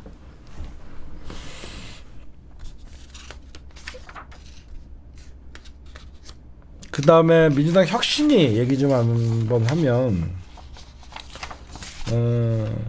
민주당 혁신이는 지금같이 똥볼을 좀 그만 차야 돼요. 그냥 당내 개혁에 앞장서야 돼요. 대의원제 폐지가 안 되면 대의원제가 대의원과 권리당원의 표의 등가성을 1대1로 맞추든가, 대의원도 한 표, 권리당원도 한 표. 지금 민주당의 혁신의 시작은 당내 개혁부터 시작해야 돼요. 도덕성 회복은 총선 프레임이에요. 민주당은 당원들에게, 모든 주인인 당원들에게 권리를 주면 알아서 정화작용이 일어나는 거예요. 민주당이 혁신이 안 되는 이유 중에 가장 큰 이유가 뭐냐, 내가 혁신이한테 훈수를 두면 국회의원들 배지의 힘이 당원들의 힘보다 세서 그래요. 만약에 당원들의 힘이 배지의 힘보다 세면 저렇게 비명계가 이재명 당대표 체포동의안을 던질 수가 없는 거예요. 그쵸? 배지의 힘이 100만 당원의 힘보다 세기 때문에 혁신이 안 되는 겁니다. 100만 명에게 힘을 나눠주면 알아서 혁신이 되는 거예요. 그걸 아셔야죠. 그래서 당내 개혁이 더 필요하다, 그렇게 말씀드리고 싶습니다. 네, 여러분들 요즘 돈 탐사, 그리고 뭐 해병이, 심혁이, 강진구 먹고 지금 김두일, 김용민, 최진수 과장, 그리고 진실 공방이 드러나고 있죠. 제가 했던 얘기가 다 사실이었던 거예요. 강진구의 법인카드 사용 내역. 걔네들은 법인카드를, 저는 법인카드를 써본 적이 없습니다. 엄청난 법인카드의 사용 내역을 밝히면 걔네들이 어떻게 시민의 돈을 우습게 받는지 아는 거예요. 제가 왜 요즘 싸움에, 유싸라고 하죠, 유튜브 싸움이라고 하는데, 제가 여기에 개입을 안 됐냐, 내가 강진구를 비판을 하면 정천수에 도움이 돼요. 저는 정천수도 똑같은 인간이에요. 내가 겪어보니까. 순진한 내가 그들의 돈잔치, 돈싸움에 끼어들어갔고 피박은 제가 썼습니다. 최진숙 과장 말에 의하면 돈탐사에 그 당시에 열린공감이라는, 열린민주당에 있던 세력들이 나와서 만들었던 그 당시에 정천수, 최영민, 그리고 최진숙 과장, 이런 사람들이 다 열린민주당에서 일을 했었어요. 그런 사람들이 나와서 만든 게 열린공감이라는 TV였습니다.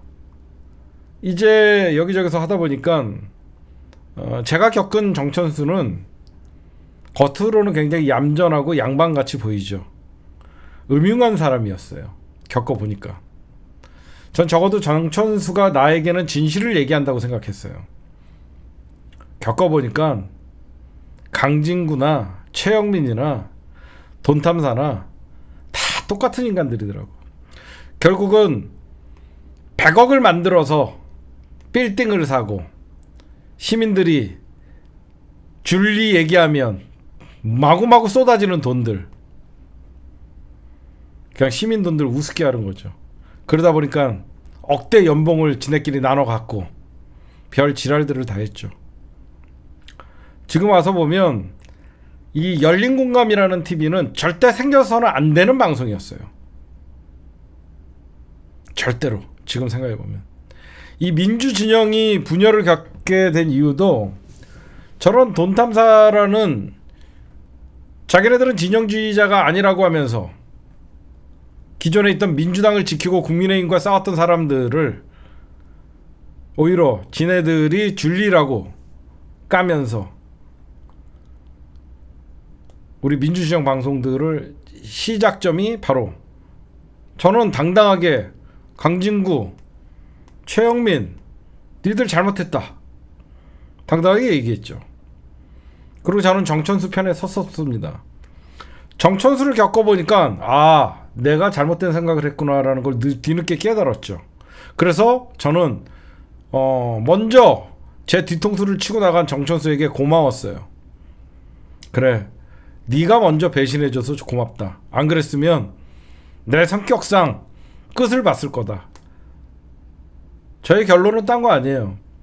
지네들 잔고 20억의 싸움에 매달 3억 원이 이상 들어오는 그 돈 싸움에 저희는 희생양들이었고 시민들은 희생을 강요받은 거예요. 지금 되돌아보면 여러분들, 저를 싫어하는 안티들은 묻지마 돈탐사의 6시간 이종원의 민낯 방송 아직도 올라가 있습니다. 고발 사주라고 떠들었던 인간들 뻔뻔하게 아직 영상 내리지 않아요. 그 누구도 사과하지 않습니다. 법의 대가를 치르겠죠. 거기에 강진구, 해병이, 심혁이, 허재현이 그런 돈탐사 빨아대면서 구독자 늘리던 그런 사람들을 앞세워서 개국본을 공격하고 저를 악마하는 데 앞장섰죠. 그 누구도 사과하지 않습니다. 그렇죠. 적어도 저널리즘이라는 것은 본인들이 잘못된 보도를 했거나 잘못된 내용을 썼다 그러면 사과할 줄 알아야죠. 쟤네들은 오로지 전천수와 강진구의 경영권 싸움, 돈 싸움, 배신의 배신 일삼는 자들이죠. 심지어 최진숙 과장까지 횡령범으로 모는 그런 모습들을 보면서 강진구의 민낯을 보게 되고 최영민의 민낯을 보게 되고, 거기에 지손에 피 묻히기 싫으니까 저런 똘마니 같은 작자들을 이용해서 개국본을 공격하게 하고 저를 공격하게 하고 또다시 김두일 씨를 공격하고 최진숙 과장을 공격하는 저 사람들은 자기네들이 어떤 데 이용당한지도 몰라요. 응? 얼마나 좋겠습니까? 이용하는데 앞에서 말도 안 되는 거 취재하고 다니고 까불고 다니고, 응? 얼마나 사람 같은 짓도 안 하고 다니고, 응? 이제 보세요. 명확해졌죠. 저를 1년 동안 사이버 폭력을 가했던 별난 해병어찌의 허상음이는 검찰에 6개가 지금 기소가 돼서 검찰로 넘어가 있고 하나는 재판에 붙여져 있어요. 저를 1년 동안 까다가 왜 갑자기 멈추고 김두일을 깔까요? 왜 우연인지도 모르겠지만 왜 강진구와 만나고 심혁과 강진구와 해병이가 만난 이후에 왜 타겟을 김두일로 향했을까요? 제가 사이버 불링을 했다고요? 아니죠. 니들이 사이버 불링을 하고 니들이 사이버 폭력을 한 거죠.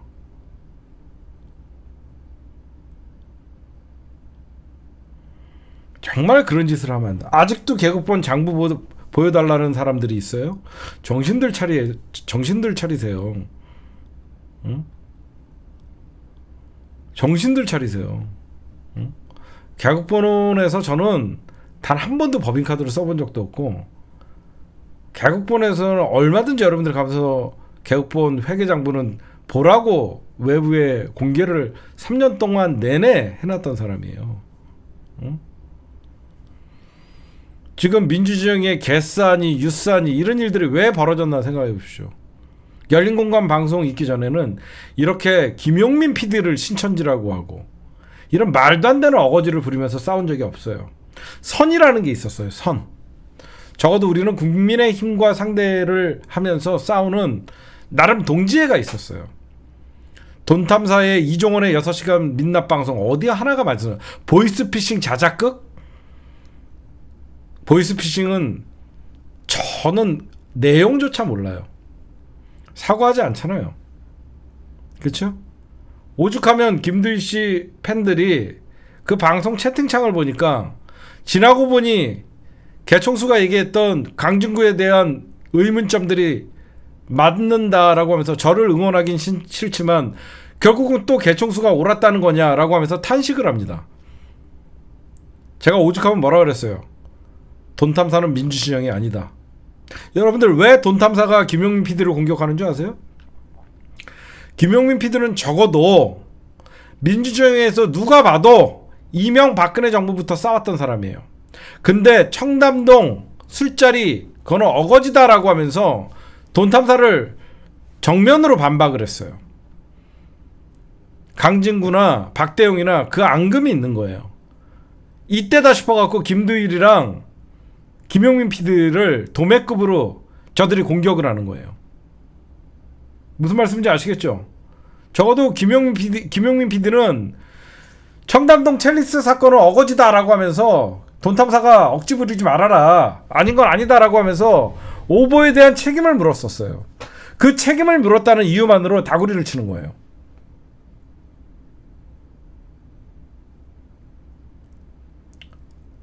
사람들이 그러면 안 되죠. 적어도. 저는 정천수나 강진구나 최영민이나 박대웅이나 거기 빨아다니고 있는 허재현, 뭐 김성수, 안원구 수많은 사람들 양심이 있어야죠. 내 페이팔에 수십억이 들어왔다. 심지어 페이팔에 100억이 들어왔다.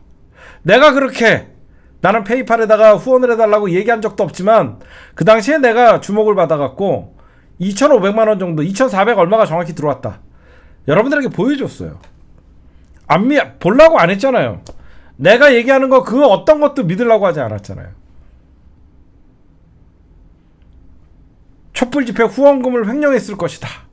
통장 까라고 그 난리를 치더니 김희경이가 통장 갖고 나가니까 조용해졌잖아요. 그거 어디 하나 니네가 취재한 게 맞는 게 있었어? 보이스피싱 개 실장이랑 나랑 짜고 자작극을 했다. 그런 인간 이하의 사람을 죽이려고 그런 모함을 하고 음해를 했었다 그러면 사과를 했어야죠.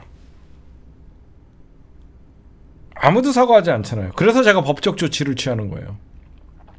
그래서 걔네들은 형사고소로 지네들 그냥 벌금 받았다 불기소됐다 그런 거 꼴배기 싫어서 제가 쟤네들한테 그냥 민사로 다 해버리는 거예요. 쟤네들은 이제 형사고소니 의미가 없어요. 아예 민사로 제가 받은 피해 보상을 받는 게 저는 가장 현명한 일이라고 생각해서 쟤네들은 다 민사로 제가 1억에서 5억까지 다 해버리는 거예요.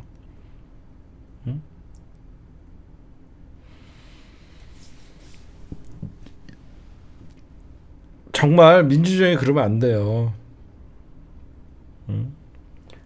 이제 와서 갑자기 나타나서 무슨 개국본이 어떠니 저러니 그런 인간들 조심하시고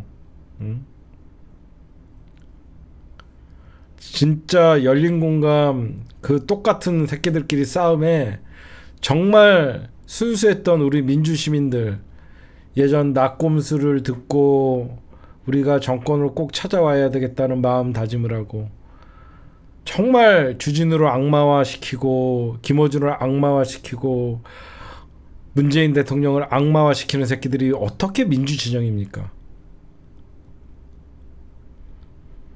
어떻게 김대중 노무현 문재인을 거기에서 문재인을 지우면서 어떻게 이재명이라는 대통령이 탄생을 할 수 있습니까? 정말 나쁜 놈들이죠. 저는 그래서 결국은 느닷없이 돈탐사가 18억 정천수가 횡령했다라고 하면서 새벽 방송부터 시작해서 지들끼리 언론 플레이를 하고 거기에 의문을 제기하는 자들은 무참히 돈탐사가 어느 순간부터 세력화되고 신격화되면서 강진구는 그럴 리가 없다. 피부과에 가서 법인카드를 썼는데 매일 쓰던 카드여서 모르고 내서 곧바로 취소를 했다. 얼마나 법인카드를 내 카드보다 더 많이 쓰길래 법인카드를 당연시하면서 냅니까?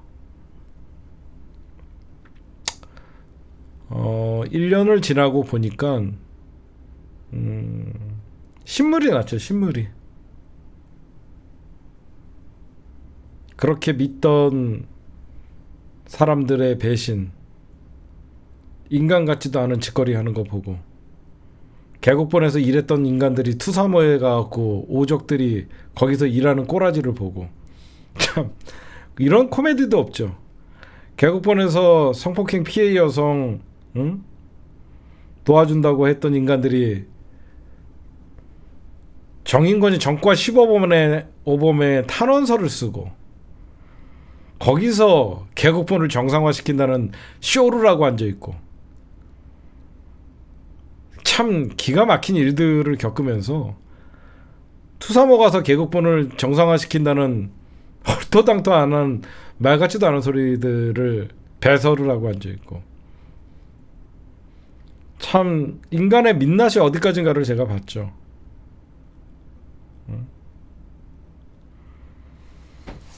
진짜 이 모든 게 정봉주와 손혜원의 열린민주당의 시작이 그 발달이었고 그 열린민주당을 응원했던 열린공감이라는 방송이 가장 큰 문제였고 이제 와서 보니까 민주진영이 유싸니 개싸니 이런 참 분수에 맞지 않는 싸움을 하는 것들을 보면서 나름 이 바닥에서 10년 이상 진영주의자로서 민주당의 승리, 국민의힘의 괴멸을 위해서 싸웠던 제가 회의감을 많이 느꼈어요. 정말로. 내가 지금 뭐하고 있나. 정말 민주진영이라고 해서 민주 정의를 외쳤던 새끼들이 정의는 오간되었고 비열하고 이게 더 더러운 정치권보다 더 더러운 이 유튜브 판을 보면서 신물이 났어요. 신물이. 정치판도 더럽지만 이런 더 더러워진 유튜브 판이 왜 이렇게 됐나. 자괴감이 들고 대인기피증이 생기고 심지어 우울증 치료를 받아볼까라는 생각도 한번 해보고 정신과 치료를 받아볼까 생각을 해보고 아무리 아니라고 얘기해도 통장 까라고 하는 새끼들이 마치 내가 계급본에 돈을 횡령을 하고 촛불 집회에 후원금을 횡령을 하고 보이스피싱을 자작극을 하면서 김희경이랑 저랑 짜서 4억 원을 빼돌렸다라고 믿은 그 어떤 진실을 보지 않는 사람들. 내가 이 사람들과 함께 정권을 잡자라고 하고 이 사람들과 함께 이재명을 응원한 거고 문재인 정권을 지키려고 노력을 했던 것인가. 정말 회의감이 들었었어요.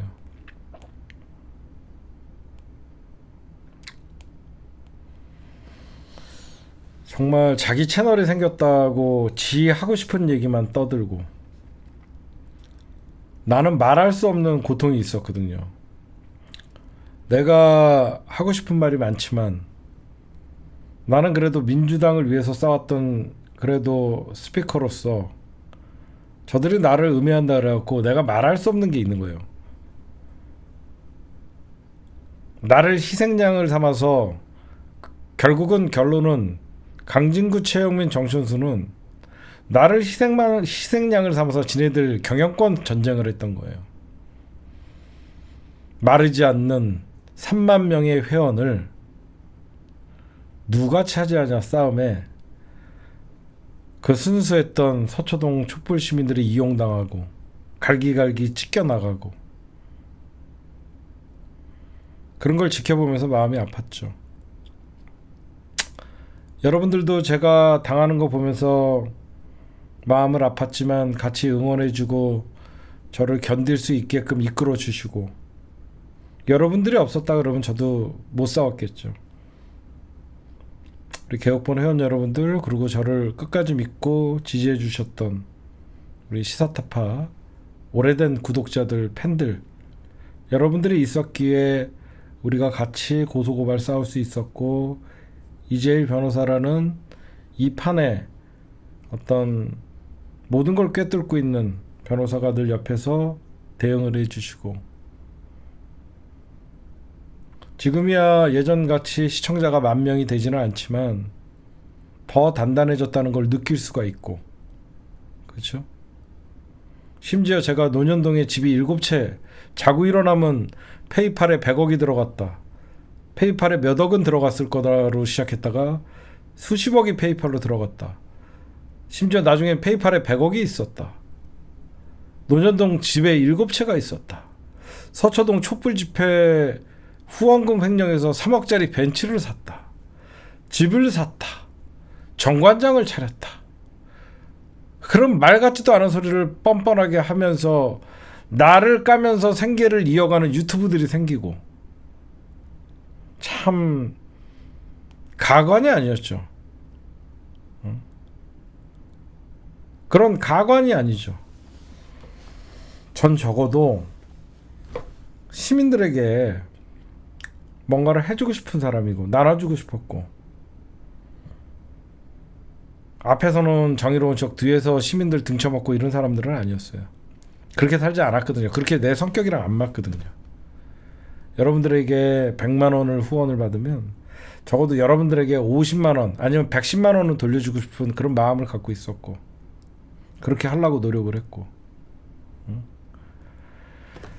니들 나한테 통장 까라고 하고 니들 나한테 악마화 시키고 그럴 때 진짜 니들 자신들을 한번 돌아봐봐. 니들은 법인에 어떻게 보면 시민들 후원금으로 운영되는 시민언론 덧탐사, 니들은 법인카드를 어떻게 썼고, 파블라라고 하면서 남 뒤나 캐고 다닌다는 그 파블라, 심혁이 네가 대표로 있는, 너는 소주랑 담배도 법인카드를 쓴다며. 나는 그런 짓을 추접스러워서 할 생각조차 안 해봤어. 응? 나는 어떻게 그런 짓을 할 수가 있나? 응? 니들은 사단법인, 공익법인은 아니래도 시민들 3만 명에 의해서 매달 몇 억씩 들어오는 그런 언론사면 거긴 공익법인이야. 응? 거긴 공익법인이지. 니들 왜 법인카드 사용 내역 공개 안 해? 내가 여태까지 니들 윤석열 X파일 그 책 잘못됐다, 회계 잘못됐다, 이제 와서 그거를 강진구 니네가 터뜨려? 응? 내가 의혹 제기할 때는 이종원의 민낯을 얘기하면서 니들 윤석열 X파일 이용해서 니들 돈잔치 했잖아. 수천만 원씩 나눠갖고, 응? 정천수 몇 억 챙겼다라고 니들 발표하고, 김두일이 몇 억 챙겼다고 발표하고, 응? 니들이 사람이냐고. 니들 돌아보면서 살아. 응? 니들 돌아보면서 살아. 니들 잣대로 무슨 촛불 집회 같은 거 하면 돈이 생길 것 같고, 그냥 니들 상식으로 살지 마. 응? 내가 그래서 서초동 촛불 집회도 나랑 친하지 않았던 7월 달에 처음 일면식이 있었던 김희경 씨에게, 서울의 소리 출신 김희경 씨에게 촛불 집회 후원금을 관리하라고 한 거고, 그 이후에 모든 촛불 집회도 난 단 한 번도 개국본이나 시사타파가 촛불 집회 후원금을 거둔 적이 없어. 응? 니들 6시간 민낯 중에서 맞는 게 한 가지라도 있니? 이제 와서 사과할 용기가 없으면 나는 오죽하면 채널을 삭제한다 그랬어. 돈에 관해서 문제가 나오면 내가 채널을 삭제한다 그랬어. 니들이랑 싸울 때 난 모든 걸 걸고 싸웠어. 내가 정천수 편에서 싸울 때 나는 모든 걸 던져서 싸웠어. 내 목숨마저도 던지고 싸웠어. 근데 정천수라는 인간이, 이종원이 나를 도운 건 진심이 아니었다? 니들 똑같은 인간들이야. 응? 지금 니들 뭐 김두일, 뭐 최진숙, 니들 싸움 보면 웃겨. 김두일, 너도 옛날에 이종원의 민낯 할 때 너 심혁이랑 낄낄대면서 둘이 내 6시간 방송했던 사람들이잖아. 이제 니들, 응? 김두일 너 파블라 가갖고 이종원의 민낯 할 때도 너도 나한테 사과해야지. 내가 왜 니네 유사에 개입을 안 한 줄 알아? 똑같은 새끼들이니까. 내가 강진구를 여기서 더 많은 것들을 알아갖고 강진구를 까면 내가 정천수 편을 들어주고 싶지가 않아. 내가 여기서 정천수의 민낯을 내가 그동안 취재한 것을 얘기하면 강진구에게 이로운 짓을 하고 싶지 않아. 왜? 니들은 똑같은 새끼들이니까. 응? 강진구, 최영민, 박대용이나 정천수, 니들 똑같은 새끼들이니까. 결국 니네 돈 싸움에, 니들 경험권 싸움에 눈치 좆도 없는 순진한 내가 거기에 끼어들어가갖고 대리 싸움을 해주고, 하바리들 이 바닥에서 성폭행하다가 퇴출당했던 새끼들, 이재명 못 찍겠다라고 하면서 이낙연 지지했던 새끼들이 갑자기 살아나고, 여기저기서 문제 있어갖고 내가 그들을 사이버 불링 했을까? 아니야. 민주 진영의 가면을 쓰고 있던 새끼들 비판했던 거야. 그건 사이버 불링이 아니야. 성폭행한 새끼가 민주당을 지지하고 민주 진영인 척하는 거를 묵인하는 게 맞나? 노래방에서 무단 취직하고 노래방 그런 기사 뜬 사람들이 민주 진영하면서 고소로 고발하는 게 그게 맞나? 성폭행 피해 여성한테 오빠라고 부르라고 하면서 2차 가해 고소당하고 이런 혐의를 갖고 있는 사람들이 민주진영이 맞나? 윤석열을 고발한다는 이유만으로? 응? 저는 정확히 봤어요. 그 상황은 회사 강탈은 맞다라고 얘기했죠. 그래서 지금 소송에 정천수가 계속 이기는 거예요. 회사 강탈은 맞다. 나는 거기에 포인트를 맞췄으니까. 나는 거기에 포인트를 맞췄기 때문에 정천수가 회사 뺏긴 건 맞다. 그러나 정천수가 결코 열린공감TV에서 좋은 오너가 아니었다. 똑같은 놈들이었다. 응? 정천수가 하는 짓도, 오죽하면 거기 있는 직원들이, 오죽하면 최준숙 과장이 수많은 강진구나 열린공감에서 그동안에 더탐사나 그쪽에서 있었던 회계를 하면서 여러 가지 비리들을 알고 있었지만 왜 안 밝혔냐? 정천수라는 애가 억울한 건 알지만 정천수를 돕고 싶은 마음이 없었다는 게 일관적임 아니에요. 제가 열린공감 사태에 끼어들어갖고 여러 가지 취재를 하면서 가장 공통점으로 그 사람들이 얘기하는 게 뭐가 있었냐면, 정천수가 억울한 건 맞지만 정천수를 돕고 싶은 마음은 하나도 없다가 일관된 얘기였어요. 그럼 뭘 의미하냐? 똑같은 새끼들이라는 거예요.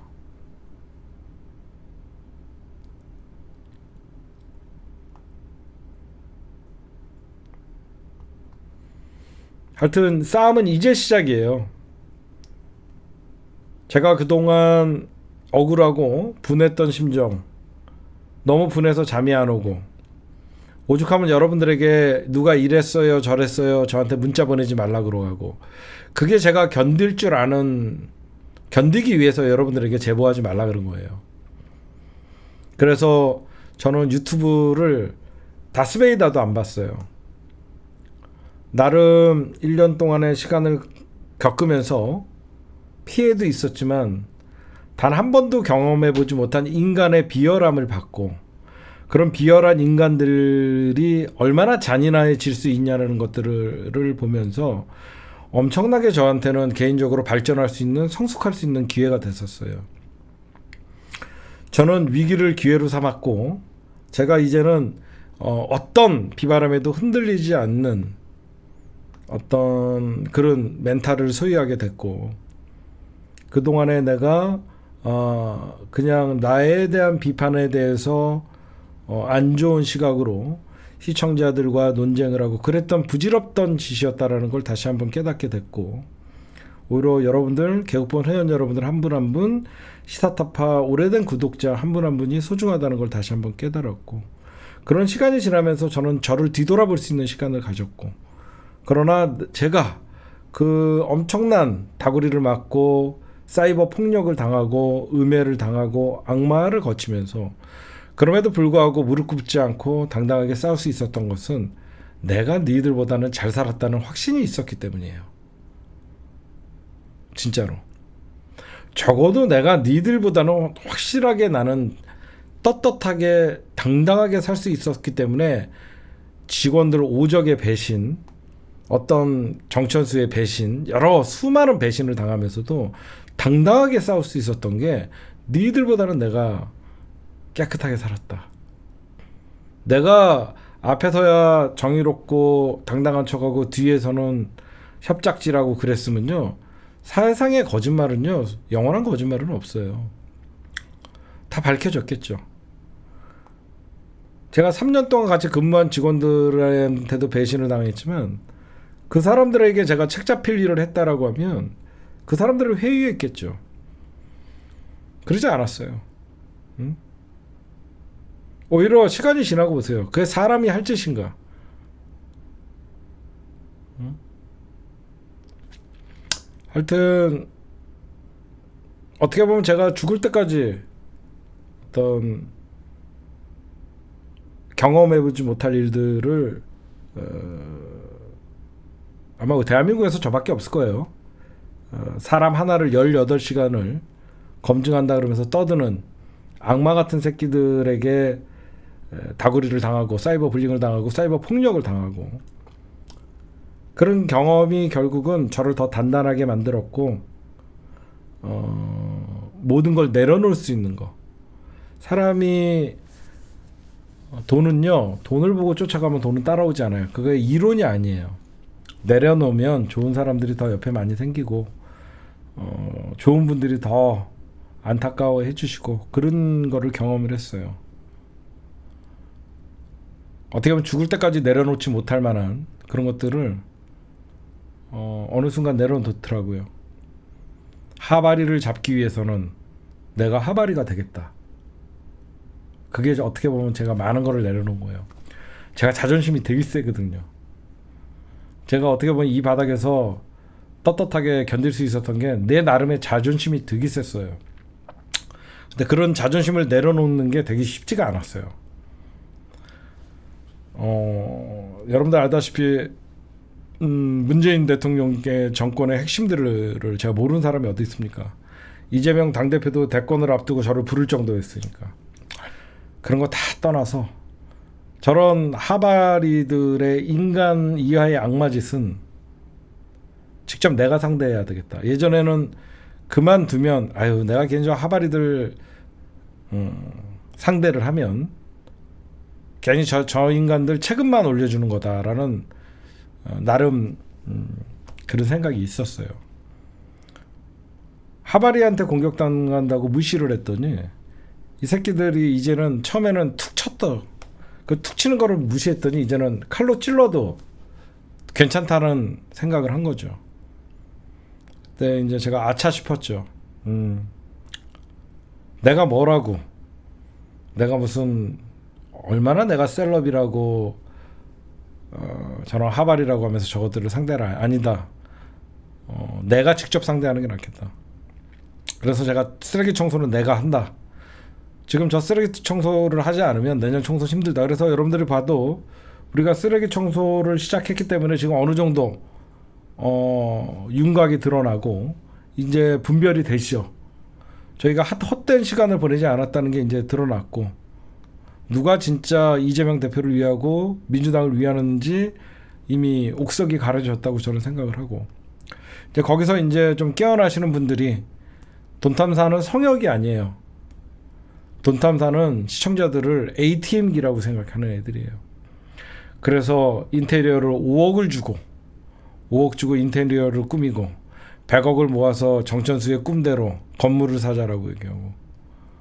걔네들은 진영주의자가 아니라고 늘 떠들었던 자들입니다. 누가 정권을 잡든 그냥 윤석열 까고 김건희 까면 돈, 하늘에서 돈이 쏟아지니까 그 돈 싸움을 했던 거예요. 어쨌든 그 1년의 시간들을 지나고 보니까 저에겐 되게 가치 있는 시간이었고, 한 번도 죽을 때까지 경험하지 못할 제 나름의 겸손함, 그리고 이성적인 판단, 여러 가지 좋은 시간이 됐어요. 지금 김두일, 최진숙 과장을 해병이와 심혁이와 강진구 덧탐사가 공격하는 걸 보면서 기가 차죠. 저 인간들은 진짜 돈 앞에서는 아군이건 적군이건 없구나. 그렇지 않아요? 이제 와서 돈 탐사와 김두일 그리고 최진수 과장이 싸우는 걸 보면서 야, 내가 제대로 봤구나. 돈 앞에서는 동료도 없구나. 내가 제대로 봤구나. 저들의 싸움은 진짜 민주 시민들을 피곤하게 하는 거예요.